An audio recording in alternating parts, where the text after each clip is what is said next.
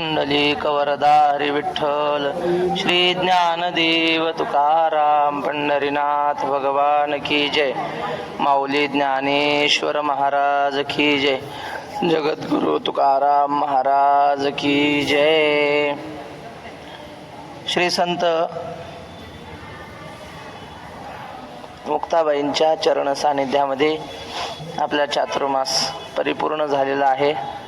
काल ज्ञानेश्वरीची सांगता झाली आणि राहिलेल्या 2-3 दिवसामध्ये पंढरी महात्म्याचं चिंतन आपल्याला करायचे.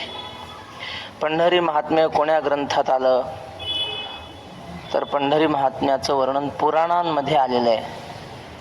पद्मपुराण यामध्ये पंढरीचं विशेष करून वर्णन आलेलं आपल्याला सापडतं. वैकुंठवासी वक्ते बाबांनी विठ्ठल पंचक म्हणून एक पुस्तक छापलं होतं.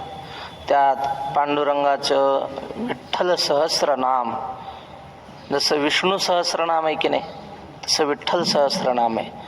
विष्णू सहस्रनाम कुणी गायलेलं आहे किंवा कोणाच्या मुखातून आली ती नावं? भीष्माचार्य. भीष्म उवाच जगत्प्रभुं देवदेव मनंतं पुरुषोत्तमं स्तुवन्नाम सहस्रेण पुरुषः सततोत्थितः आहे ना. ते भीष्माचार्यांच्या मुखातून आले विष्णू सहस्रनाम. आणि विठ्ठल सहस्रनाम कुणाच्या मुखातून आले? पुंडरीक ऋषीही, पुंडलिक रायाने.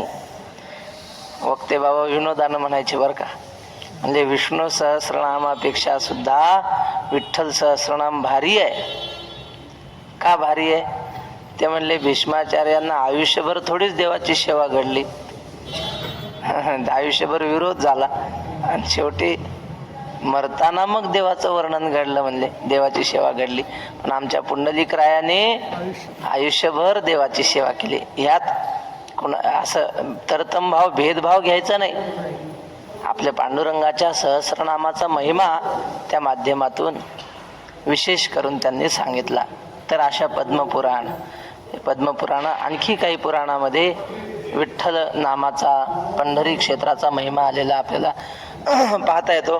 तर पद्मपुराणामध्ये जी कथा आली ती कथा अशी आहे की पद्मपुराणीचे उत्तम श्री पांडुरंग महात्म्य वदवी जिव्हे परम सुख सागर उचंबळे. श्रीधर स्वामी नाझरकर यांनी ओवीबद्ध हे पंढरी महात्म्य केलेलं आहे. त्यातली 3 क्रमांकाची ओवी मी आता वाचली बघा. सापडले का? पद्मपुराणीचे उत्तम श्री पांडुरंग महात्म्य सापडलं ना 3. तर हे पांडुरंगाचं महात्म्य भगवंताने आपल्या मुखातून वधवून घ्यावं असं महाराज देवाला विनंती करतात. ऐसे ऐकताची दयाळ म्हणे हे कथा तू निर्मळ, जे महात्म्य ऐकता सकळ महादोष नासती.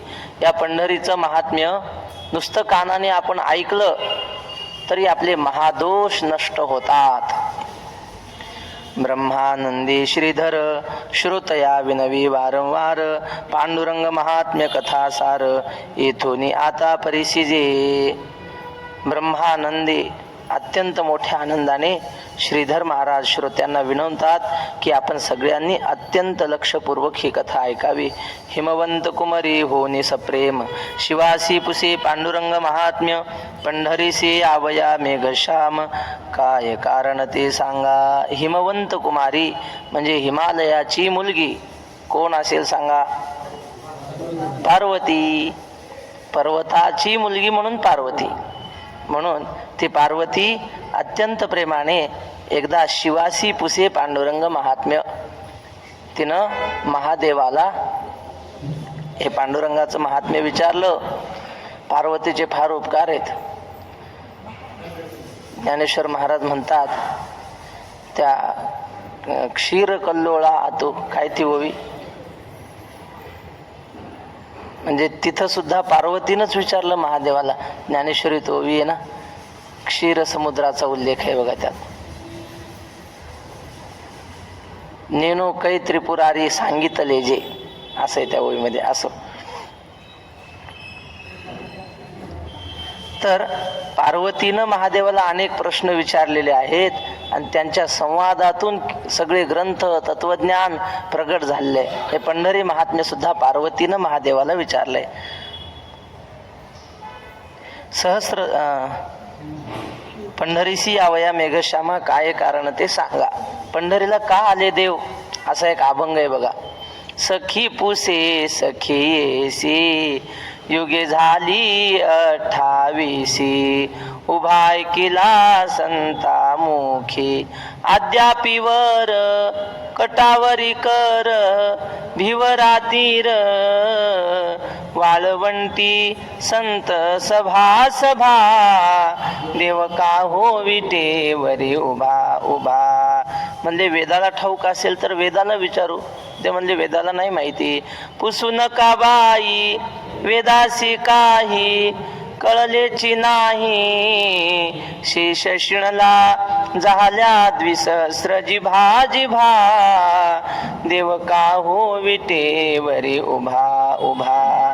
तेव्हा पार्वतीनं विचारलं, देवा देव का हो विटेवरी उभा, हा देव विटेवर का उभा आहे. वेदाला सुद्धा माहीत नाही देवा, पण तुम्ही आम्हाला सांगू शकाल. म्हणून महादेवाला पार्वतीनं विचारलं. शिव म्हणे ऐके गौरी, पूर्वी विष्णू असता वैकुंठपुरी, वर्तली एक नवलपरी तेची ऐके सादर. भगवान शिव म्हणाले, पार्वती एकदा वैकुंठामध्ये महाविष्णू बसलेले असताना एक आश्चर्य घडलं, नवल घडलं. काय घडलं. सहस्र नेत्रांची ललना, शची आली हरिदर्शना, नमुनिया वैकुंठ राना, मधुर वचनी बोलत. सहस्रलोचन, सहस्रलोचन म्हणजे इकडं रामकृष्ण रामकृष्ण हरे रामकृष्ण रामकृष्ण. सहस्रलोचन रामकृष्ण.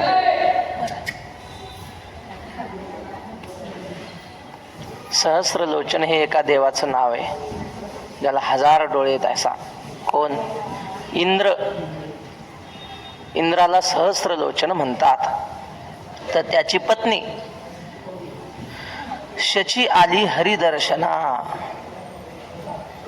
शची ही त्याची पत्नी. इकडं बोलू नका, बोलू नका माऊली. नमोनिया वैकुंठ राणा, मधुर वचनी बोलत. आणि ती शची पांडुरंग आपल्या भगवान विष्णूच्या दर्शनाला वैकुंठात आली आणि ती नमस्कार करून महाविष्णूला काय बोलली ते सांगतात. म्हणे स्वामी मुरारी, मी बैसेन तुमच्या अंकावरी, ऐसी इच्छा अंतरी उठली माझे भगवंता. म्हणे स्वामी मुरारी, ती म्हटली हे महाविष्णू, माझी अशी इच्छा आहे की बैसेन तुमच्या अंकावरी, तुमच्या सानिध्यामध्ये तुमच्या अंकावर बसण्याची माझी इच्छा आहे, म्हणजेच तुमची पत्नी होण्याची माझी इच्छा आहे. असं त्या शचीनं कुणाला सांगितलं. बोला. तुमचं दिंडीकडे लक्ष होतं. हा, कोणाला म्हणले. बोला. महादेवाला. अहो भगवान विष्णूला इंद्राची पत्नी शची ती म्हणाली की मला तुमचं म्हणजे तुमची सेवा करायची, तुमच्या सानिध्यामध्ये मला राहायचे, तुमच्या अंकावर मला बसण्याची इच्छा आहे. अंक म्हणजे मांडी असाही अर्थ होतो. तुमच्या मांडीवर बसण्याची इच्छा आहे. मग महाविष्णू हसले. ऐसे ऐकून हासला हरी, म्हणे तू 60 सहस्र वर्षे तप करी, यावरी जाण कृष्णावतारी, राधा सुंदरी होसी तू. असं ऐकून भगवान महाविष्णू हसले आणि तिला सांगितलं, ठीक आहे, तू 60,000 वर्ष तप कर, मग तू द्वापार युगामध्ये राधा होशील आणि त्यावेळी मी तुझा स्वीकार करील. मग द्वारके माझारी, इंदिरा ठेवून क्षण भरी, तुझ बैसवीन अंकावरी, सत्य साचार कामिनी. मग द्वारकेमध्ये आल्यानंतर मी इंदिरा म्हणजे लक्ष्मीला जरा बाजूला ठेवीन आणि तुला माझ्या मांडीवर बसवून घेईन. सत्य साचार कामिनी, हे माझं सत्य उत्तर आहे, खरं बोलणं आहे. ऐसे ऐकून या वचन, शचीने तप केले दारुण, ते चिराधिका होऊन गोकुळासी पातली. ऐसे ऐकून या वचन, असं भगवान महाविष्णूचं वचन ऐकलं की 60,000 वर्ष तप कर. मग शचीने तप केले दारुण. त्या इंद्रपत्नीने अत्यंत कठीण अशी तपश्चर्या केली. तिची राधिका होऊन गोकुळाशी पातली आणि तीच शची गोकुळामध्ये राधिका होऊन जन्माला आली. बालपणी भोगिला कृष्ण, मग मथुरेशी गेले मनमोहन. वियोग नसावे म्हणून गुप्त झाली राधिका. आणि मग लहानपणी भगवान श्रीकृष्ण लहान असताना खूप त्याच्या संगतीचा आनंद घेतला. त्याला खेळवायचं. तो रडायला लागला की कोणाच्याने शांत होत नव्हता. यशोदेनं कडेवर घेतलं तरी रडणं थांबत नव्हतं. क्षणभरी घरी असता, करी खोडी शारंग पाणी. खेळावया बाहेरी जाता, आळ घेती गवळणी. थापटोनी निजविता, पळोनी जात राजद्वारा. राधे राधे राधे राधे राधे घेई श्याम सुंदरा. राधे राधे राधे राधे राधे घेई श्याम सुंदरा. भगवान श्रीकृष्ण काही केल्या शांत होत नव्हता. मग काय करायचं, राधेनं त्याच्या हाताला धरून नेलं बाजूला की मग तो शांत व्हायचा. राधेनं कडेवर घेतलं की मग तो शांत होत होता. असं राधेचं आणि त्याचं लहानपणाचं प्रेम. तर लहानपणी या राधेनं त्याच्या संगतीचा आनंद घेतला. बालपणी भोगिला कृष्ण. पण मग मथुरेतून एके दिवशी तो धर्म कार्यासाठी निघून गेला की नाही. आहे तुका म्हणे धर्म संस्थापने. मथुरेतून नाही, माफ करा, गोकुळातून. चुकलं की सांगत जा ना तुम्ही ऐकता ना. काही सांगितलं की ऐक. मथुरेतून गेला का कृष्ण? आधी गोकुळात होता ना. मग बालपण संपल्यानंतर गोकुळातून कुठे गेला मुलांनो? मथुरेला श्रीकृष्ण गेला. आणि मग त्याच्या वियोगामध्ये या सगळ्या गोपिका खेद करायच्या. कृष्णाला म्हणायच्या, कृष्णा काय कुप्रीत लगाई हरी तुम, काय कुप्रीत लगाई. तुला जर आम्हाला सोडूनच जायचं होतं तर आम्हाला प्रेम कशाला लावलंस? प्रीत लगाई पर दुःख दिनो. तू प्रेम लावलंस पण शेवटी आम्हाला रडायची पाळी आणलीस. दुःख दिलं की नाही. कैसी लाजन आई हरी तुम, काय कुप्रीत लगाई. आम्ही एवढं तुला प्रेम केलं, तुझ्यावर जीव लावला तुला, आणि आम्हाला सोडून जाताना तुला लाज नाही वाटली? असं गवळणी राधिका म्हणते. बर, फार पराक्रम केल्यासारखं वाटतंय का म्हणले तुला? गोकुळ गोकुळ छांड मथुरे कुजाए, वामे कोण बराई हरी तुम, काय कुप्रीत लगाई. मीरा के प्रभु गिरिधर नागर, तुमको नंद दुबाई हरी तुम, काय कुप्रीत लगाई. जा, आम्हाला सोडून गेलास ना, आम्ही तुला शाप नाही देत, तुला आमच्या गोकुळवासियांचा आशीर्वाद आहे. जा, कुठं राहायचं तिथं राहा, पण आनंदात राहा. असं गवळणींनी त्याला निरोप दिला. पण नंतर मथुरेतलं त्याचं कार्य झाल्यानंतर त्याने रचियला गाव सागराचे पोटी, तुकाराम महाराज म्हणतात. त्याप्रमाणे त्याने समुद्राच्या तीरावर द्वारका सोन्याची नगरी स्थापन केली. त्यावेळी काय झालं, वेश पालटुनी मागुती, तीच प्रगटली द्वारके प्रती, देखून या रुक्मिणीपती हास्यवदन करी राधिका. आणि मग तीच गोकुळातली राधिका द्वारकेमध्ये आली. मग संतोषू निजगजीवन राधिकेशी देऊनी आलिंगन, अंकी घेतली बैसवून परमलावण्य रूप तिचे. भगवान श्रीकृष्णानं तिच्याकडे पाहिलं, ओळखलं ही राधिकाच आहे. आणि मग आनंद झाला. रुक्मिणी कुठं तरी बाजूला होती. भगवान श्रीकृष्णाने राधिकेला आलिंगन दिलं आणि आपल्या अंकावर बसवून घेतलं. ते रुक्मिणीने देखुनी क्रोधायमान झाली मनी, तत्काळ चालली रुसोनी म्हणे याचे वदन न पाहे मी. हे रुक्मिणी न पाहिलं की आपल्या पतीच्या जवळ दुसरीच कुणीतरी बसलेली आहे, तिला काय राधिकेचा अधिकार माहिती, असं महात्मे सांगतात. इथं ग्रंथात नाही, पण ती रागाच्या भरात पाहू लागली कृष्णाकडे. जे म्हटलं जरा दूध बी दान म्हणे, पाहुणे आलेत आपल्या घरी. पाहुणे म्हणजे राधिका नवीनच आहे ना, पाहुणे दूध आणला. तिच्या मनात राग होता. गेली रुक्मिणी, दूध आणलं पण उकळतं दूध आणलं आणि आणलं ना हातात दिलं, प्या म्हणे लवकर. समोर उभीच राहिली. राधिकेनं ते दूध पिलं पण तोंड भाजलं आणि जळतच आत गेलं ते दूध. भगवान श्रीकृष्णाच्या पायाला फोड आले. रुक्मिणीनं पाहिलं हे असं का.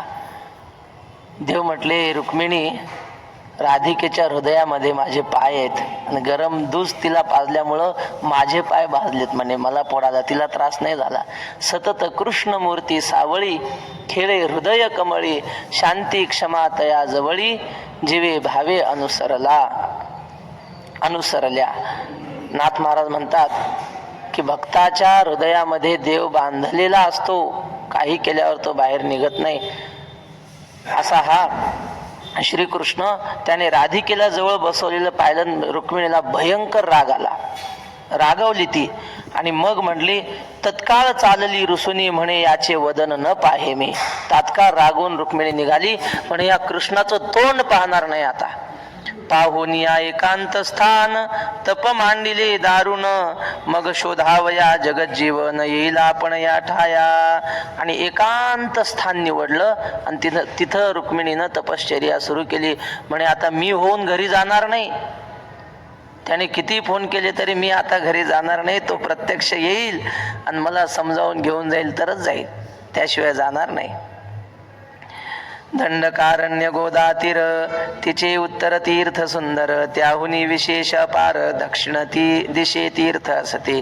दंडकारण्य गोदातीर, गोदेच्या काठावर, गोदावरी नदीच्या काठावर दंडकारण्य आहे. या गोदावरीचे उत्तर भागातले तीर्थ फार सुंदर आहेत. उत्तर भागातले तीर्थ म्हणजे हे सगळे उत्तरेतले, वृंदावन काशी काय जे असतील ते सगळे. काशी उत्तरेतच आहे ना.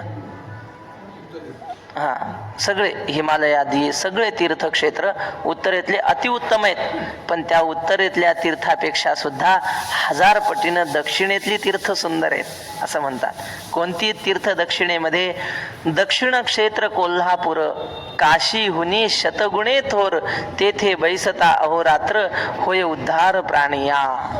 दक्षिण भागामध्ये कोल्हापूर आहे ना, कोल्हापूर. तर ते कोल्हापूर काशीपेक्षा 100 पटीनं श्रेष्ठ आहे. आपल्याला महाराष्ट्रात असून माहीतच नाही. तिथं नुसतं दिवस आणि रात्रभर तिथं बसून राहिलो आपण तर काय होईल? होय उद्धार प्राणी, आपला उद्धार होतो कोल्हापूरला गेल्यानंतर, राहिल्यानंतर. त्याचे 12 योजने पूर्वे कृष्ण तीर सुंदर बरवे, शूरपाल क्षेत्र जाणावे अतिउत्तम साजिरे. त्याच्या पूर्वेला 12 योजन, 12 म्हणजे 12 आणि योजन म्हणजे 1 योजन बरोबर 12 किलोमीटर धरून चला. जेमतेमा असं तंतोतंत माप नाही सांगता येत.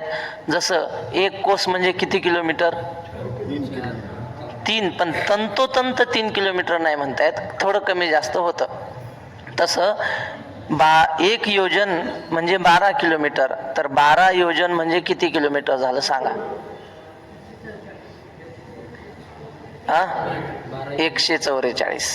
144 किलोमीटर. कोल्हापूर पासून पूर्वेला दुसरे एक क्षेत्र आहे, कृष्णा तीर सुंदर बरवे, ते शूरपाल क्षेत्र जाणावे अतिउत्तम साजिरे. शूरपाल नावाचं क्षेत्र आहे कोल्हापूरच्या पूर्वेला, 144 किलोमीटर, थोडंफार कमी जास्त असेल. तर ते शूरपाल म्हणजे काय मलाही माहीत नाही, पण मी काल सहज आपलं गुगलला टाकून पाहिलं तर तिला आलं सोपारा म्हणून आलंय. मुंबई भागामध्ये ते परशुरामाने ती भूमी समुद्रापासून मिळवलेली आहे, त्याला परशुराम क्षेत्र म्हणतात. ते अतिउत्तम आहे. त्या तीर्थीकरिता स्नान जन्मांतरीचे दोष दारुण विलया जाती न लागता क्षण करी पावन सर्वासी. त्या तीर्थावर आपण स्नान केलं तर जन्मांतराचे दोष आपले नष्ट होतात. आता त्या शूरपाल क्षेत्राच्या उत्तरेला, त्याचे उत्तरे 12 योजन दिंडीरवन महाघोर लोहदंड पूर्ण क्षेत्र नामतया जाणपा. आणि त्या शूरपाल क्षेत्राच्या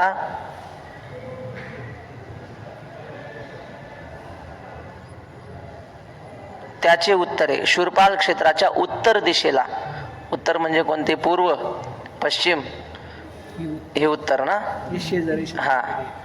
तर या शूरपाल क्षेत्राच्या उत्तर दिशेला 12 योजन म्हणजे 12 योजने म्हणजे 144 किलोमीटरला दिंडीरवन महाघोर, दिंडीरवनाचा परिसर लागतो. दिंडीरवन म्हणजे पंढरपूर नाही, थोडं आणखी मोठं हे वन आहे. फक्त एवढं पंढरपुरा एवढंच म्हणता येणार नाही, आणखी मोठं हे दिंडीरवन आहे. लोहदंड पूर्ण क्षेत्र नामतया जाणपा. या पूर्ण क्षेत्राला लोहदंड हे नाव आहे. मग लोहदंड नाव का आहे त्याची थोडीशी कथा सांगतात. 16 गावे गोदातीर, त्याचे उत्तरेसी निर्धार, क्षेत्राचे पश्चिमे करवीर, 12 योजने समस्त. या क्षेत्राच्या पश्चिमेला 12 योजने म्हणजेच 144 किलोमीटर. करवीर, करवीर म्हणजे कशाला म्हणतात? कोल्हापूरला. हा, कशाला म्हणतात करवीर? हा, कोल्हापूरलाच म्हणतात, बरोबर आहे. 12 योजने समस्त. तया दिंडीरवनी तप करी रुक्मिणी, त्या दिंडीरवनामध्ये रुक्मिणी तप करते. सर्व सौभाग्यकारिणी तेथे रुसोनी बैसली. सगळं सौभाग्य, जगाचा मालक जिचा पती, तिच्यापेक्षा कोणी सौभाग्यवान आहे का? पण ती रुसून आली आणि इथं तप करत बसली. इकडे द्वारकेत काय झाले वर्तमान, जगन्निवास श्रीकृष्ण वियोगी रुक्मिणीच्या पूर्ण खेदे क्षीण झाला. आणि इकडं रुक्मिणी रुसून गेल्यामुळं भगवान श्रीकृष्ण अत्यंत दुःख करत होते. कुठं? द्वारकेमध्ये. आता अत्यंत महत्वाचं आहे हा. इथून सगळे आपल्या साधू संतांचे प्रमाण लागू होतात. सगळ्या संतांनी पुढचं चरित्र लिहिलेलं आपल्याला दिसतं. म्हणे कोणीकडे गेली रुक्मिणी, आता पाहू कोणे वनी, परम घाबरा चक्रपाणी हिंडे वनी एकलाची. जसं रामायणामध्ये सीताहरण झाल्यानंतर प्रभू रामचंद्राची अवस्था झाली, तशी या श्रीकृष्णाची अवस्था झाली. सीतेला, त्या रुक्मिणीला शोधत तो परम घाबरा, अत्यंत घाबरला, इकडे तिकडे शोधू लागला रुक्मिणीला. हिंडे वनी एकलाची, एकलाच वनात हिंडत होता तिला पाहण्यासाठी. तीर्थक्षेत्रे पाहत पाहत पाहत आला गोकुळासी त्वरित, चाललासी दक्षिणे. तीर्थक्षेत्र पाहत पाहत गोकुळात आला आणि दक्षिण दिशेकडे निघाला.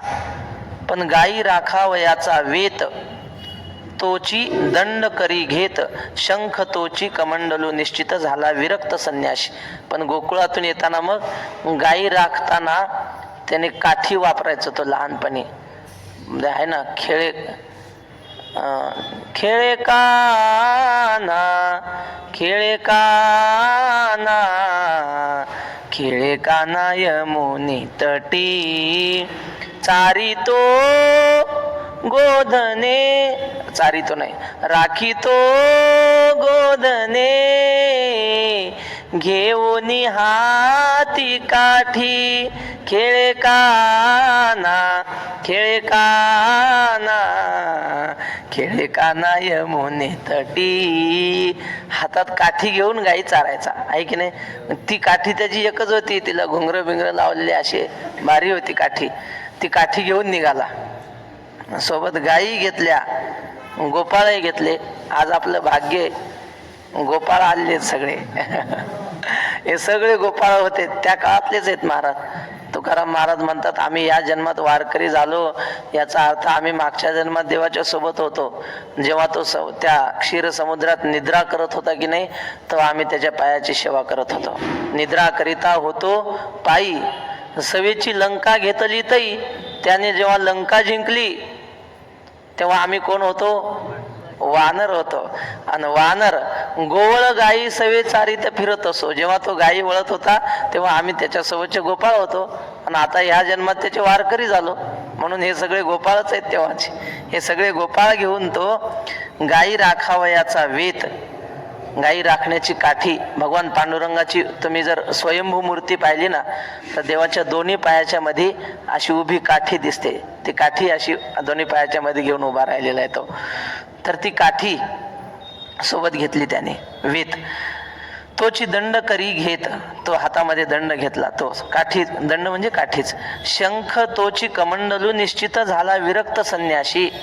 त्याच्या हातातला शंख, त्या शंखाचाच कमंडलू केलेला आणि तो हातामध्ये घेतला आणि संन्याशासारखा विरक्त होऊन फिरू लागला. गळा वनमाळांचे हार, श्री वत्सांकित मनोहर, मस्तकी रुळती कबरी भार, मकराकार कुंडले. गळ्यामध्ये वनमाळा म्हणजे वनातल्या फुलांचे हार म्हणून वनमाळा म्हणतात. श्री वत्सांकित मनोहर, हृदयावर भृगु ऋषीने मारलेली लाथेचं चिन्ह, त्याला म्हणतात हृदयी श्रीवत्सलांछन. मिरवी भक्तांचे भूषण, नाही तयाचा क्षीण सुख धरेले लाथेचे. ते भक्ताच्या पायाचं चिन्ह. मस्तकी रुळती कबरी भार, मस्तकावर कुरोळे केस त्याचे शोभत होते. मकराकार कुंडले, कानात मासोळीच्या आकाराचे कुंडल. एकदा वक्ते बाबाला एका विद्यार्थ्याने विचारलं, तो म्हणला, देव बाबा, वारकऱ्यानं मासोळ्या चांगल्या नसतात ना वारकऱ्याच्या दृष्टीनं, आणि देवाच्या कानात मासोळ्या कस काय? म्हणे आता कस काय सांगा हो काका, देवाच्या कानात मासोळ्या कस काय? तुम्ही सांगा. बर बर, मी सांगणार. लोक काय विचारतील, मग आता बाबा उत्तर द्यायला काही विचारा वक्ते बाबाला. बाबा म्हणले, हे पा, तो श्रीकृष्ण आला कुठून? पुंडलिकाच्या भावार्था गोकुळीहून झाला येताना, गोकुळातून आला ना. मग गोकुळामध्ये असताना लहानपणी यशोदा त्याच्या कानामध्ये कुंडल घालायची, आणि ते कुंडल कसे असायचे? माशाच्या आकाराचे कुंडल त्याला लय शोभून दिसायचे. इतरही खूप होते, पण त्याच्या रंगाला, त्याच्या म्हणजे स्वरूपाला अत्यंत शोभणारे कोणते असतील तर माशाचे. मग ती यशोदा सारखी त्याला माशाचीच कुंडल घालायची. त्या माशाची कुंडल म्हणजे माशाच्या आकाराची सोन्याची कुंडल घालायची त्याच्या कानात, शोभून दिसायची. आणि आईला आवडतात म्हणून त्याने तीच कानात ठेवायची. मोठा झाला तरी त्याच आकाराची. मग तीच कुंडल त्याच्या कानात आहेत, तो आकार आहे माशाचा. मकर कुंडले, मकर म्हणजे काय? मासा. मकर आकार, माशाच्या आकाराची. समजलं ना? बर, चला. मकर कुंडले तळपती श्रवणी, त्याच्या कानात शोभत होती. आणि नील, नील जिमूत वर्ण सुंदर झाला विरक्त दिगंबर, प्रभे लोपती सहस्र दिनकर, इंदिरावर तेवी दिसे. जवस असतं की नाही? जवसाचं फुल कोणी पाहिलंय? तुम्ही पाहिलेलं आहे? कशा रंगाचं असतं? जांभळ्या, जांभळ्या रंगाचं असतं, बरोबर? निळसर. हा, तर त्या निळ्या जवसाच्या फुलाच्या रंगाचा हा पांडुरंग होता, श्रीकृष्ण होता. म्हणून पंढरपुरीचा निळा, लावण्याचा पुतळा. मग तुम्ही म्हणाल, का हो, काही अभंगात तर देवाला निळ नाही म्हणलं, काळा म्हणलेला आहे. ठाईचाची काळा, अनादि बहु काळा, म्हणून वेदाचा लावी लागे माय. मग हा पांडुरंग काळा आहे का निळा आहे? पण निळ्याचं आणि काळ्याचं नातं असे महाराज. निळा रंग म्हणजे कसा? हे बघा, त्या काकांचं शर्ट निळ्या रंगाचं आहे की नाही, है ना? देव सगळं जुळून आणतं बघा आपल्याला. आता बसले, आता दाखवता येत नाही, त्यावर सांगच तर उभे होते, तर त्यांना अजून माहित बी नाही. हा निळा रंग, हा निळा रंग आहे. आणि काळा कशाला म्हणतात? काळा म्हणजे ते सांगायचं काम नाही आपल्याला. काळा म्हणजे काळा. हे बघा, हे याचा रंग काळा आहे, याला काळा म्हणतात. तर असं आहे, निळा रंग गडद केला, अति गडद केला की त्या निळ्याचाच काळा होतो. आणि काळा रंग फिकट केला की काळ्याचाच निळा होत असतो. म्हणून निळा आणि काळा हे जास्त त्यांच्यात फरक नाही. इतर रंगाचं आणि काळ्या रंगाचं जसं नातं आहे तसं निळ्याचं आणि काळ्याचं नाही. निळ्याचं आणि काळ्याचं एक नातं आहे. गडद निळा म्हणजे काळा आणि फिकट निळा म्हणजे, फिकट काळा म्हणजे निळा. तसं पांडुरंगाला निळं म्हणलं तरी चालतं आणि काळा म्हणलं तरी चालतं. म्हणून पंढरपुरीचा निळा. पण त्यावेळी पांडुरंगाचं रूप कसं दिसत होतं ते महाराज सांगतात. नील जिमूत वर्ण सुंदर, त्याचा सावळा तो निळसर जवसाच्या फुलासारखा रंग असलेला तो श्रीकृष्ण झाला विरक्त दिगंबर.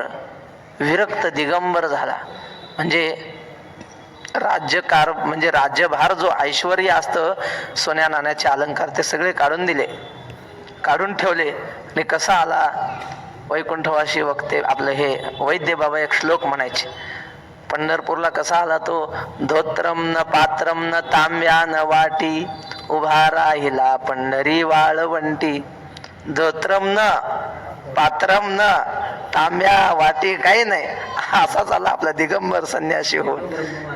नेनो ब्रह्म मार्ग चुकले, उघडे उघडे पंढरपूर आले. ओमकार महाराज बरोबर सांगतात, काही आणलं नाही त्याने ऐश्वर्य.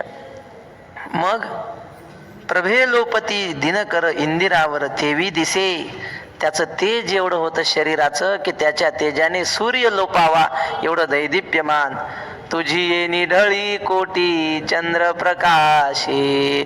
कोट्यावधी चंद्राचं तेज असावं तसा देवाचं सुंदर शरीर, त्याचं तेज. इंदिरावर तेवी दिसे, इंदिरा म्हणजे लक्ष्मी चापती तसा दिसत होता. सवे गाई गोपाळ आपण मध्ये घननीळ, वदन साजिरे वेल्लाळ धरिला बाळवेश तेने. सोबत त्याने काय काय आणलं, गायी आणल्या, गोपाळ आणले, आपण मध्ये घननीळ, आणि स्वतः मध्ये चालू लागला.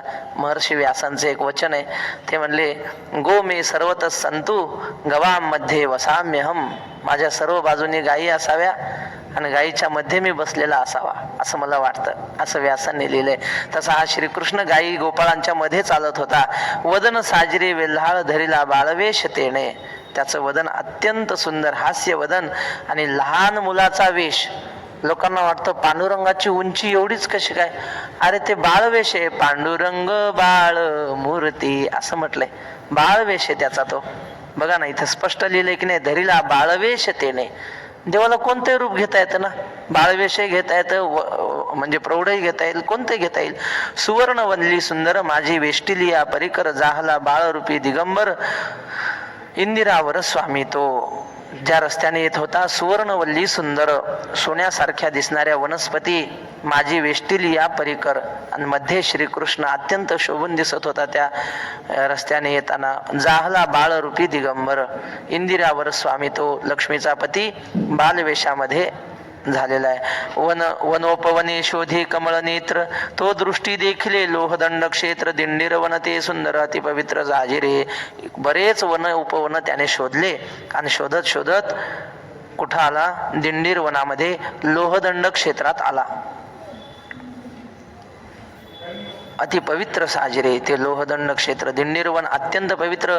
वेणुनादी गोपाळ टाकोनी, पुढे एकलाची चक्र पाणी. प्रवेशला दिंडीरवनी, म्हणे येथे रुक्मिणी पाहूया.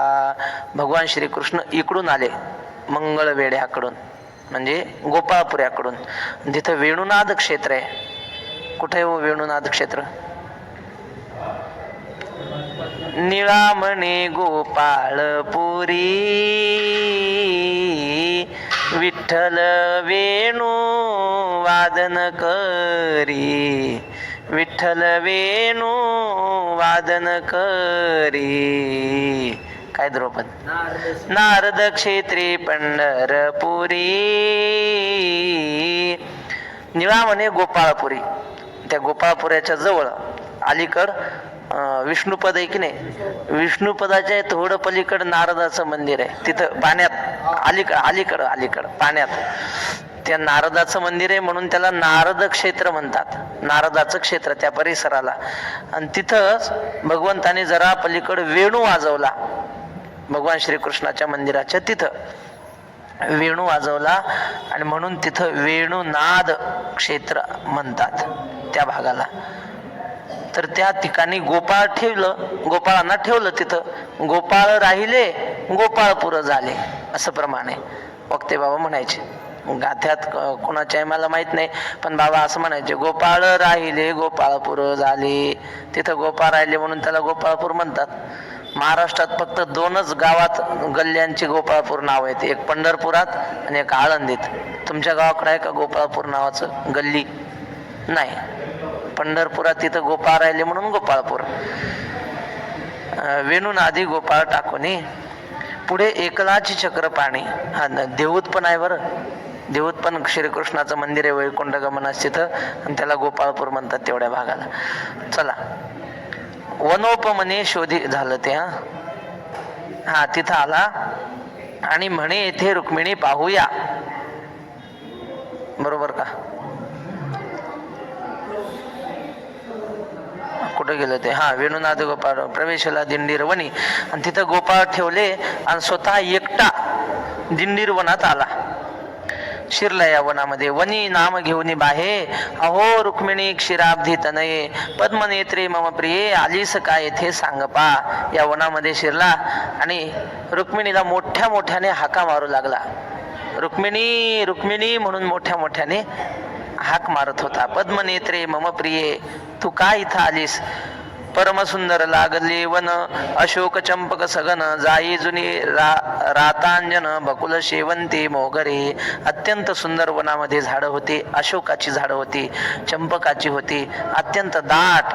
जाई जुई रातांजन, बकुल शेवंती मोगरे हे झाडांची नाव आहेत. आंबे, डाळिंबे, नारिकेळी, सघन दाट वनस्थळी, सूर्यकिरण भूमंडळी, कदा काळी दृष्टी पडे ना. कोणते कोणते झाड होती बघा? आंबे, डाळिंब, नारिकेळी म्हणजे नारळाची, सघन दाट, थोडी थोडकी नव्हती, भरपूर. इथं फळांची झाडं होती. तुम्ही पहा, पंढरपुरात केळी स्वस्त भेटते, आळंदीत स्वस्त नाही. पंढरपुरात 10 रुपये डझन, आळंदीत 60 रुपये डझन. काही इकडं केळीचे झाडं आहेत जवळ जरा. तर इथं सगळे तेव्हापासून आंबे, डाळिंबे, नारिकेळी, सगणदाट वनस्थळे, सूर्यकिरण भूमंडळी, कदा काळी दृष्टी पडेना. एवढी दाट झाडी होती की सूर्याचं किरणच दिसत नव्हतं, एवढी दाट झाडी. आणि वृक्ष लविनले भूमीपर्यंत, त्यात शोधित भगवंत तो, दृष्टी देखे अकस्मात तप करीत बैसली. देव शोधत आले, पाहिलं समोर की रुक्मिणी अशी तपश्चर्येसाठी बसलेली आहे, डोळे लावून. दृष्टी देखुनी कमळा, संतोषला घन सावळा, मग मंजुळ वचने ते वेळा, बोलता झाला एकांती. दृष्टी देखुनी कमळा, कमळा म्हणजे कमल आहे तिचं आसन, ती कमला म्हणजे कोण? लक्ष्मी.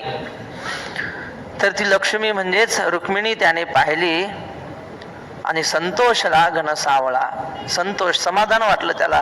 मग मंजुळ बोले ते वेळा, बोलता झाला एकांती. मग तिला अत्यंत प्रेमाने भगवान श्रीकृष्ण बोलू लागले.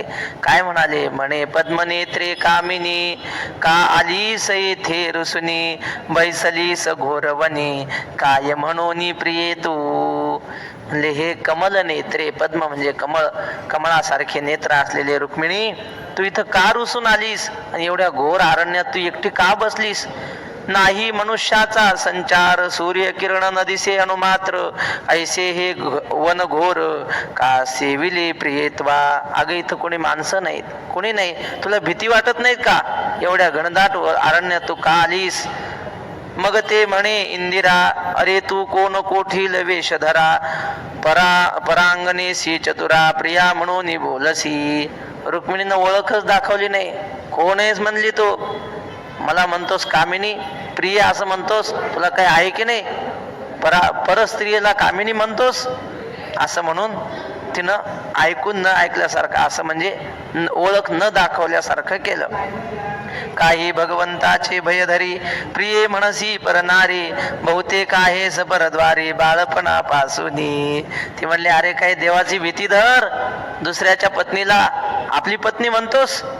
काही तुला पाप पुण्य कळतं की नाही? काही बहुतेक तू पापी असला पाहिजे, दुराचारी असला पाहिजे, लहानपणापासून असाच असला पाहिजे. तो चोरट्या सारिखा येऊनी, उभा ठाकला येवनी, यावरी तो मोक्षदानी, काय बोले परमात्मा. अरे चोरट्यासारखा माझ्या समोर येऊन उभा राहिलास असं म्हणून ती रुक्मिणी त्याचा अपमान करू लागली. पण यावर तो भगवान श्रीकृष्ण काय म्हणला? मग म्हणे ओ शुभ कल्याणी, बोललीस तू सत्यवाणी, मी न भी कळी काळा लागोने, विपरीत करणे माझी असे. तेव्हा म्हटलं तू बोललीस ते बरोबर आहे, मी चोरटाच आहे, ऐसा पुराण प्रसिद्ध चोर, केशव नाम्याचा दातार. आणि तू म्हणतेस ना तुला देवाची भीती नाही का, यमाची भीती नाही का? खरंच मला कोणाची भीती नाही म्हणे. कारण काय, मी त्यांचा मालक आहे, त्यांना काय भ्यायचं काम आहे. झालं. मी नभी कळी काळासी काळ पाळी मम आज्ञेसी मुढे तू मज नोळखसी भुली कैसी तुझ पडली. अगं मी कळी काळाला भिनारा नाही, मी सगळ्यांचा स्वामी आहे, तू मला ओळखलं नाहीस का असं देव म्हणले. रुक्मिणी म्हणे तू कोण आहेस देव सनातन की विष्णू घन श्याम वर्ण की चतुरानन आहेस तू. रुक्मिणी म्हटली तू एवढ्या मोठ्या गप्पा करतोस, आहेस कोण तू? तू काय जगाचा मालक आहेस का विष्णू आहेस सावळ्या रंगाचा की चतुरानन म्हणजे ब्रह्मदेव आहेस का तू? तू आहेस चंद्रशेखर की आहेस शचीवर गोष्टी सांगशी थोर बहुत चतुरपणेसी. तू चंद्रशेखर म्हणजे ज्याच्या डोक्यावर चंद्र आहे असा चंद्रशेखर म्हणजे महादेव आहेस का तू? किंवा शचीवर म्हणजे शचीचा पती इंद्र आहेस का? गोष्टी मोठ्या मोठ्या करतोस, मोठ्या मोठ्या बाता. रिकाम्या जागा बरा, मोठ्या मोठ्या गोष्टी करतोस. इथं लिहिलंय म्हणून सांगितला. काय लिहिलंय? गोष्टी सांगसी थोर बहुत चतुरपणेसी मज तू मूढ म्हणसी तरी मुढेसी का गोष्टी सांगसी वृथा का जल्पसी वेशधारी शहाणिया. आणि मला मूढ म्हणतोस. रुक्मिणी म्हणते मला मूर्ख म्हणतोस. मग मला मूर्ख म्हणत असेल तर मला सांगतो कशाला मग शहाणपणाच्या गोष्टी? जे मूर्ख म्हणतोस मग मूर्खाशी बोलतोस कशाला? तेच ना मग वृथा का जल्पशी वेशधारी शहाणिया. मला मूर्ख म्हणून मलाच का बोलतोस? मग आणखी कोणी शहाणी असेल तर तिला जाऊन सांग की तुझ्या चांगल्या गप्पा. तसंच लिहिलंय इथं. जे कोण असेल चतुर तिसी तुवा सारावे बोल येथे उगाची का गमाविषयी वेळ जाय कार्य आपुल्या. एखाद्या शहाणीला सांग की तुझ्या गोष्टी. मग कशाला इथं वेळ घालवतो? जा तुझं काम करत बस. वैकुंठवासी रंगनाथ गुरुजी परभणीकर म्हणायचे नवरा बायकोचं भांडण झालं पाहिजे की नाही सांगा? नवरा बायकोचं भांडण झालं पाहिजे की नाही असं गुरुजी म्हणायचे. झालं पाहिजे? नाही होतेच का ते असू द्या. पण गुरुजी म्हणायचे ज्या घरात नवरा बायकोचं भांडण होत नाही त्या घरचा संसार म्हणजे बिना फोडणीची भाजी. त्या भाजीला काही चव नसते. माऊलीने म्हटले ना रोषे प्रेम दुनवटे पढियंत याचे अहो तान्ना याचे लागता झटे तेने अधिकची पान्ना फुटे रोषे प्रेम दुनवटे पढियंत याचे. असं देवाचं रुक्मिणीचं खडाजंगी चालली बोलणं भांडण. जाय कार्य आपुल्या. इथं उभा राहू नको, जा तुझं काम कर. रुक्मिणीनं भांडण केलं पण मग आपल्या कामाला आला न देव. ते भांडणं आपल्या कामाला आले. वैकुंठवासी वक्ते बा म्हणायचे आमचे सखाराम बुवा हिलोरा संस्थान हे ते पंढरपूरला आले. म्हणजे ते पहिले गंडारण्याचे भजन करत म्हणे. आता ते गंडारणं काय असते मला नाही माहिती बाबा, म्हणूनही दाखवायचे ते भजन. आवाज लय पहाडी सखाराम बुवाचा. पण पत्नी अशी होती म्हणले भयंकर जहाल. हे गंडारण्याचे भजन करायचे. 7-7 दिवस जत्रेला जायचे तिकडच. आणि मग तिकडून आले की बायको असे शिव्या द्यायची म्हणले. त्यांना वाटायचं हे घरी जाणत नको, इकडून इकडंच आपण जत्रा करत जाऊ. कुठं घरी जाता? बाईल कर्कशा बरी हे दुर्दशा जनामध्ये, नको जायला. इकडंच राहायचे मग महिना. मग काही एका वारकऱ्यानं त्यांचं भजन ऐकलं ते गंडारण्याचं. म्हणले आवाज भारी आहे तुझा, इकडं काय करतो? चल म्हणले पंढरपूरला. वारीला आणलं आणि इथं थोडं भजन त्याला शिकवलं महाराज. असा आवाज या सगळ्या पंढरपुरातल्या पडकऱ्यांनी त्यांना भजनाला बोलवायचं. म्हणजे इथं 4-4 महिने राहायचे. झाले वारकरी संप्रदायाचा मोठा आधारस्तंभ झाला की नाही. कशामुळे सांगितलं हे? बरे झाले देवा बाईल कर्कशा बरी हे दुर्दशा जनामध्ये. तसं रुक्मिणीने जा तुझं काम कर, मला माझ्या समोर बोलू नको. तिथं येऊन उभा राहिलं इथं या विटेवर. ते बघा पुढे लिहितात ते. जाय कार्य आपुल्या. जाय कार्य आपुल्या म्हणजे जगाचा उद्धार करायचा आहे तुला, ते काम कर. ऐसे रुक्मिणी बोले वचन उगाची तन्मय जगत जीवन विलोकुनी तियेचे वदन पाती न हालती नेत्रांची. मग आपलं काय करेल? मग बघत राहिला त्याच्याकडे. पाती न हालती नेत्राची. टक लावून पाहू लागला. जानू मध्ये धरून वेत म्हणजे दोन्ही पायाच्या मध्ये ती काठी ठेवली भगवान श्रीकृष्णाने. कटी ठेवली दोन्ही हस्त, असंच आहे देवाचं रूप बघा. दोन्ही हात कमरेवर ठेवले. उभा कमळ नाभ घवघवीत घनश्याम सावळा. हा घवघवीत सावळ्या रंगाचा उभा राहिला तिथं. नासागरी ठेवणी दृष्टी अद्यापी उभा जगजेठी. न बोले रुक्मिणीसी गोष्टी चोर दृष्टी पाहत असे. आपली दृष्टी नासाग्र म्हणजे नाकाच्या शेंड्याच्या वर दृष्टी ठेवली भगवंताने. अद्यापी उभा जगजेठी, अजून सुद्धा उभा आहे.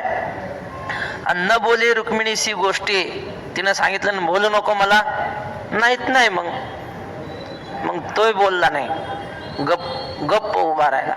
तुम्हाला आता याच्यावरून आठवलेलं सांगतो आपलं अबोला. हे चातुर्मासी महाराजाच्या मठात एक वारकरी होते. मग ते बाबा म्हणले आम्ही एकाच खोलीत राहायचो, ते चातुर्मासाला आम्ही चातुर्मासाला. मग आता बोलता बोलता गप्पा निघल्या. म्हणलं आबा तुम्हाला काय मुलं बाळ वगैरे? ते म्हणले एक मुलगा आहे नामदेव नावाचा. म्हणले एकच मुलगा कस काय?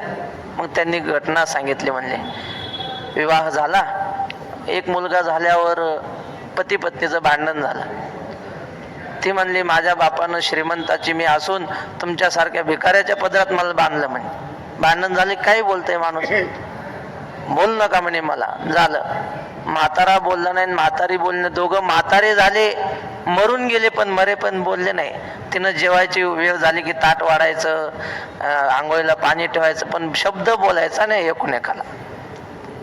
झालं, ते बाबा सांगायचे शेवटच्या क्षणाला ती म्हातारी खाटेवर पडली आणि मग तिला लक्षात आलं की आता आपण जाणार.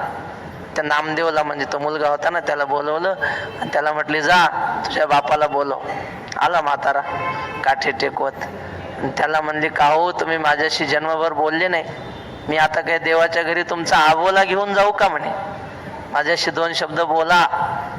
का बोलले नाही माझ्याशी? तो म्हणला तू बोलली नाही म्हणून मी बोललो नाही, तू बोलली असती तर मी बोललो असतो. म्हणे झालं, जन्मभर आबोला. तसा रुक्मिणीचा आणि पांडुरंगाचा आबोला आहे हा. तो तिथं उभा आहे आणि इकडं रुसून बसली. झालं, नासागरी ठेवणे अद्यापी उभा जगजेठी. न बोले रुक्मिणीशी गोष्टी चोर दृष्टी पाहत असे. नासाग्र दृष्टी आहे पण मधून मधून येते का काय म्हणून असं चोरून पाहतो, चोर दृष्टी पाहत असे. अगाध कल्पीच्या युगांतरी उभा 28 द्वापारी. ते युगीच्या कृष्ण अवतारी तप करीत रुक्मिणी. अगाध कल्पीच्या युगांतरी बऱ्याच वर्षापूर्वीपासून उभा 28 द्वापारी. आता हे पहा, आपण म्हणतो युगी 28 झाली देवाला. वक्तेबा म्हणले 28 युगापासून नाही. समजा मी तुम्हाला विचारलं तुमचं जन्म साल काय, तुमचा जन्म कोण्या साली झाला सांगा हो काका, सांगा ना. तुमचा 70 साली झाला. 1970 साली गोपाळ काकांचा जन्म झाला. मग आता काकांचं वय 1970 आहे का? 1970 साल आहे त्यांच्या जन्माचं आणि तिथून पुढे झालेली ही वर्ष मोजायची. तसं पांडुरंगाचा अवतार हा 28व्या युगात झालाय. 28 युगापासून नाही, 28व्या युगात असा अर्थ घ्यायचा. युगे 28 विटेवरी उभा. 28व्या युगात हा विटेवर उभा आहे. कारण द्वापार युगानंतर ना तिथला अवतार गोकुळातला झाल्यानंतर इथं आला. मग ते 28वं युग हे चालू आहे असलं. या 28व्या द्वापारामध्ये, द्वापार युगाच्या नंतर ते युगीच्या कृष्ण अवतारामध्ये तप करीत असे रुक्मिणी. रुक्मिणी तप करती आहे. शिव म्हणे ऐक पार्वती, दिंडीर वन त्यासी म्हणती, साक्षेपे कथा निगुती तुझं सांगतो ऐक पा. आता थोडी 5 मिनिटात याला दिंडीर वन का म्हणतात तेवढी कथा पाहू आणि थांबू, म्हणजे हा अध्याय संपतो यांचा. याला दिंडीर का म्हणतात ते पार्वती ऐक तुला सांगतो म्हणले. त्या वना माझे अद्भुत दिंडीर नामे असे दैत्य, तो चालो नेदी सूर्याचा रथ लोक समस्त पिढले. या वनामध्ये दिंडीर नावाचा दैत्य होता. तो सूर्याला अडवायचा, सूर्याचा रथ चालू देत नव्हता. मग सकळ देव ऋषी मिळून श्रीहरीस गेले शरण, तो बोलिला नारायण मल्लिकार्जुन मी होतो. सगळे देवाने विनंती केली, देवा या दैत्याला मारा. देव म्हटले काळजी करू नका, मी मल्लिकार्जुन या नावाने जन्म घेतो. पूर्वी राजा नामे श्रीचंद्र, तेने आराधिला त्रिनेत्र, रेत कुंडित पदुर्धर, सहस्र वर्षे केले पै. श्रीचंद्र नावाच्या राजाने 1000 वर्ष रेत कुंडावर तपश्चर्या केली पुत्र प्राप्तीसाठी. मग श्रीचंद्राशी चंद्रशेखर म्हणे माग इच्छित वर एरू म्हणे पुत्र देई साचार प्रत्यक्ष श्रीवर दुसरा. मग श्रीचंद्राला भगवान महादेव प्रसन्न झाले. महादेवाचं नाव आशुतोष आहे. आशु म्हणजे लवकर, तोष म्हणजे प्रसन्न होणारा. महादेव प्रसन्न झाल्यावर त्या श्रीचंद्राने सांगितलं, देवा मला प्रत्यक्ष महाविष्णू सारखा पोरगा दे. अशी विनंती केल्यावर हे हर म्हणे नृपवरा विष्णूच येईल तुझ्या उदरा. मग श्रीचंद्राच्या मंदिरात श्रीवर आला साक्षात.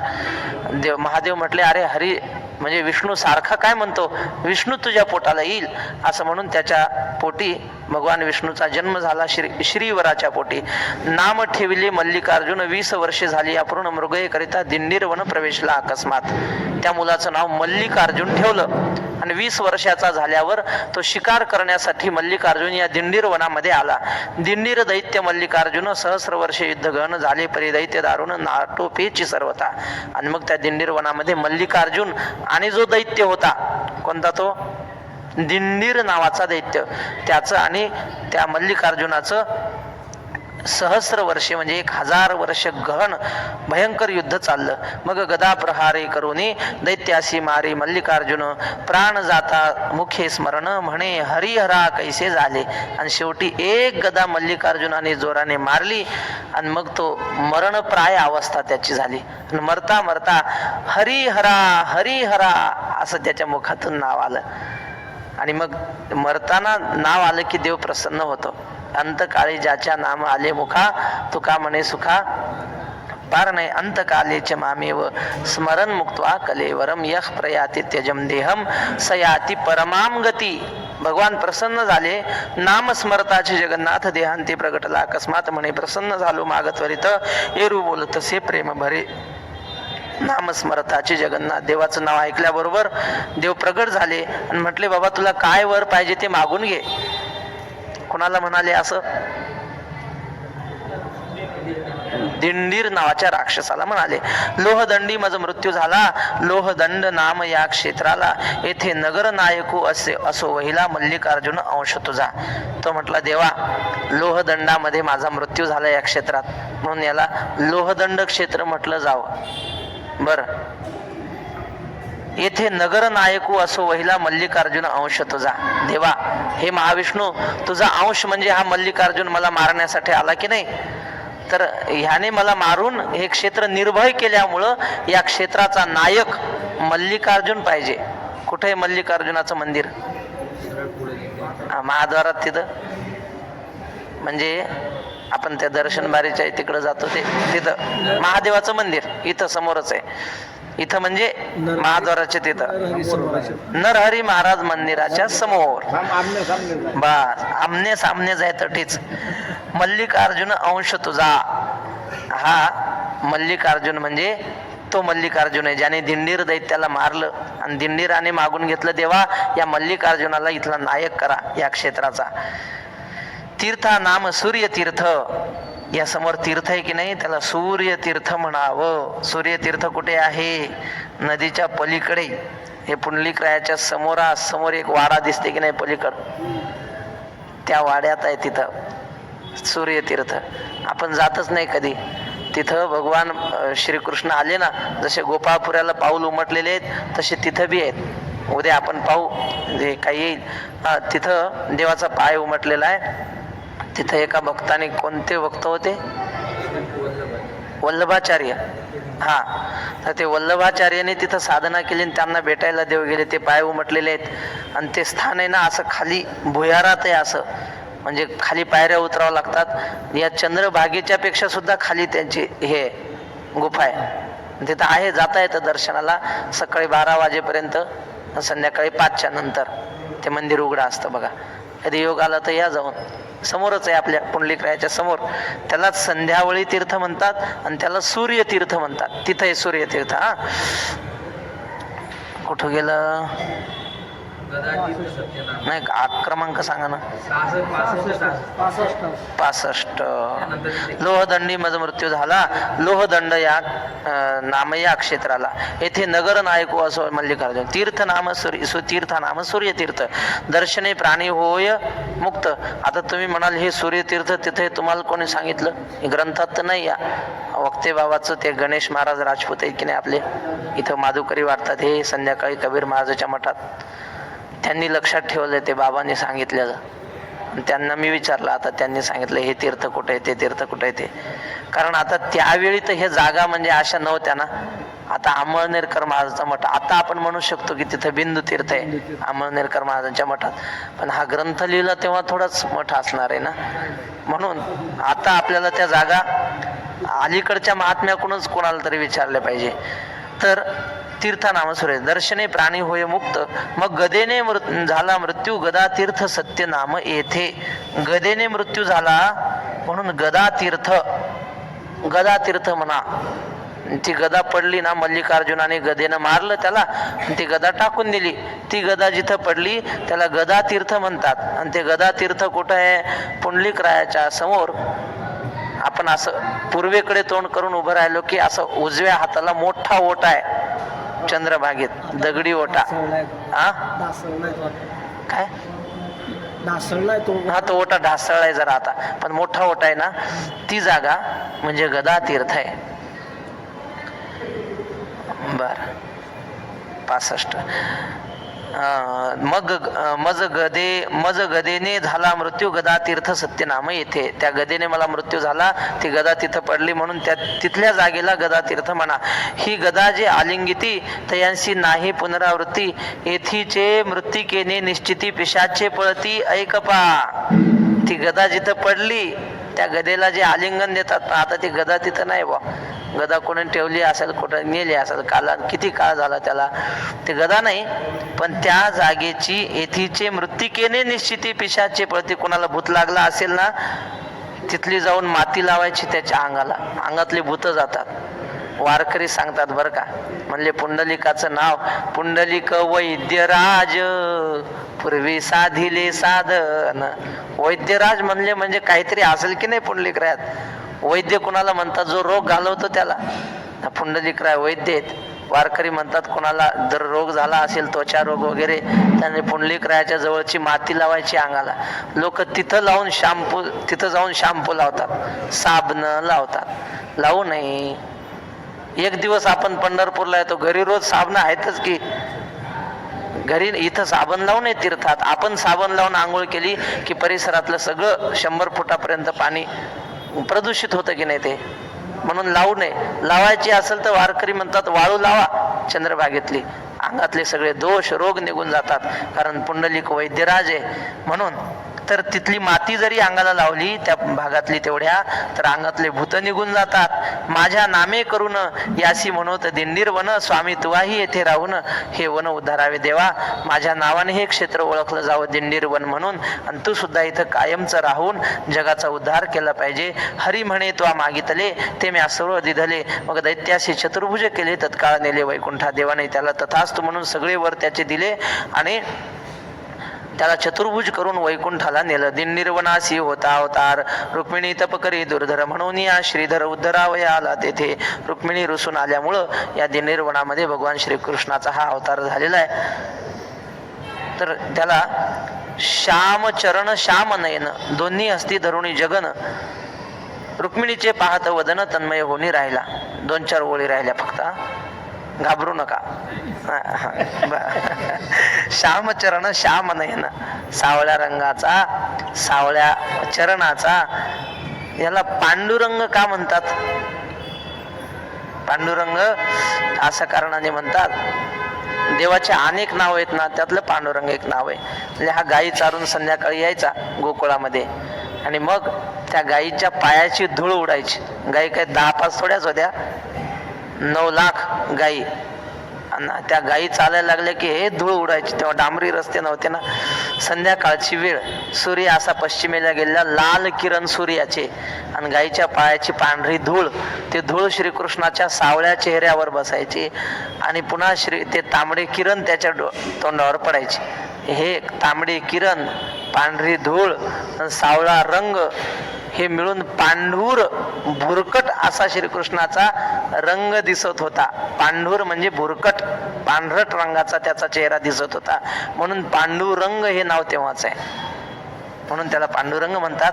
आता तो कसा आहे, श्यामचरण म्हणजे सावळ्या चरणाचा, श्याम नयन सावळे त्याचे नेत्र आहेत, काळ्या नेत्राचा, दोन्ही हस्ती धरुनी जगन, जगन म्हणजे कंबर अशी दोन्ही हातामध्ये धरलेली, रुक्मिणीचे पाहत वदन तन्मय होणे राहिला. रुक्मिणीकडे पाहत एकाग्र तन्मय होऊन तिथे उभा राहिला. देवाधिदेव गोविंद उभा रुक्मिणी पुढे स्तब्ध, लीला अवतारी ब्रह्मानंद आदिपुरुष अवतरला. देवाधिदेव असलेला हा महाविष्णू रुक्मिणी पुढे स्तब्ध उभा राहिला. राहावंच लागतं असं लोक म्हणतात. किती माणूस ज्याला असला साहेब बाहेर, घरात आला की मांजर आहे की नाही काका, बरोबर आहे काय? बरोबर आहे. रुक्मिणी पुढे स्तब्ध उभा राहिला. तो प्रल्हादासाठी भगवान महाविष्णूने अवतार घेतला होता ना, कोणता? नरसिंह. ते हिरण्यकश्यपूला फाडलं, पण ते त्याचे आतडे सगळे गळ्यात घातले आणि मोठ्याने डरकाळ्या पडू लागला आणि इकडे तिकडे फिरत होता. त्याचा रागच शांत होईना कोणाचा. मग लोक सगळे देवादिक आले, पण कोण पुढे जाईल समजावायला शांत व्हा म्हणून.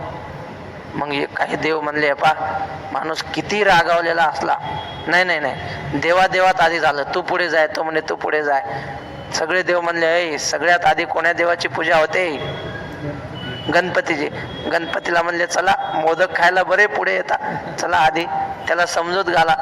गणपती म्हणे ते तिकडं बरोबर आहे आमची आद्य पूजा, पण इथं जर मी गेलो तर नाश्ताच होईल आमचा, कारण तो रागवलेला आहे भयंकर, हात रक्तानं सगळं शरीर रक्तानं माखलेलं. मग हा, मग आता काय करा, भिवू लागले सगळे. मग सगळे देव म्हणले, पा माणूस किती तापलेला असला, मंडळी समोर आली की लगे थंडागारच होतो असं म्हणतात. लक्ष्मीला बोलवा म्हणले. लक्ष्मी आली आणि तिनं ते भयंकर रूप पाहिलं.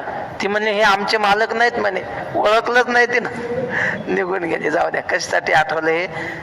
रुक्मिणी पुढे स्तब्ध, रुक्मिणी पुढे शांत उभा राहा. लीला अवतारी ब्रह्मानंद, लीला अवतारी हा आदि पुरुष अवतारला, हा आदिपुरुष अवताराला आला. दुसरे अध्यायी निरूपण सुरस आहे अद्भुत कथा रस. श्रीधर म्हणे श्रोतयास सावकाश परिषदे, अत्यंत लक्ष देऊन ऐका. दुसऱ्या अध्यायात कथा आहे, पण ती कथा आज नाही, उद्या आहे. इथे श्री पांडुरंग महात्म्य सुंदर पद्मपुराणेचे परिकर अर्पणेसी सांगे त्रिनेत्र, अपरणेसी सांगे. अपर्णा म्हणजे पार्वती, त्रिनेत्र म्हणजे महादेव, पार्वतीला हे सगळं पद्मपुराणातलं चरित्र सांगतो आहे.